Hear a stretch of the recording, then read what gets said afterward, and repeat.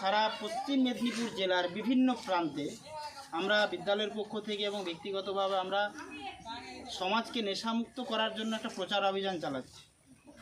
সমাজকে কী করতে হবে? নেশামুক্ত করতে হবে। তারই একটি কার্যক্রম আমরা অতীতে বহুদিন ধরে বিভিন্ন জায়গায় করেছি, বিভিন্ন ব্লকে, বিভিন্ন গ্রামে, বিভিন্ন পাড়ায় আমরা ঘুরেছি। একটাই বার্তা দিয়েছি যে 18 বছর কম বয়স্ক কোনো ছেলেকে নেশা জাতীয় দ্রব্য বিক্রি করাই যাবে না, সেই সঙ্গে সঙ্গে স্কুল সংলগ্ন কোনো দোকানে নেশা জাতীয় দ্রব্য বিক্রি করা যাবে না, কোনোভাবেই যাবে না। এ বিষয়ে ছাত্র সমাজকে এগিয়ে আসতে হবে, তোমাদেরকে সচেতন হতে হবে। যারা নেশা জাতীয় দ্রব্য বিক্রি করবে তাদের যেমন অপরাধ, যারা সেবন করবে তাদের বেশি অপরাধ।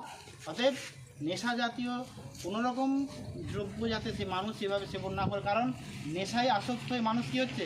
সংসারে অশান্তি হচ্ছে, সমাজে অশান্তি হচ্ছে। তাই সমাজকে কী করতে হবে? নেশামুক্ত করতে হবে। তার কারণ আমরা হচ্ছে সমাজ গড়ার কারিগর। সুস্থ সমাজ যদি আমরা গড়ে তুলতে পারি তাহলে যে সমাজে তোমরা বেড়ে উঠবে, তোমরা কী করবে না, বেড়ে ওঠার জন্য একটা সুস্থ সমাজ পাবে। আর সমাজ যদি নেশাগ্রস্ত হয়, সমাজের মানুষ যদি নেশায় আসক্ত হয়, তাহলে তোমরা সেই পরিবেশটা পাবে না। তাই আমাদের সবাই কি দরকার? সমাজকে নেশামুক্ত করা। তোমরা সবাই একমত তো? নেশামুক্ত হবে? ঠিক আছে, চলো।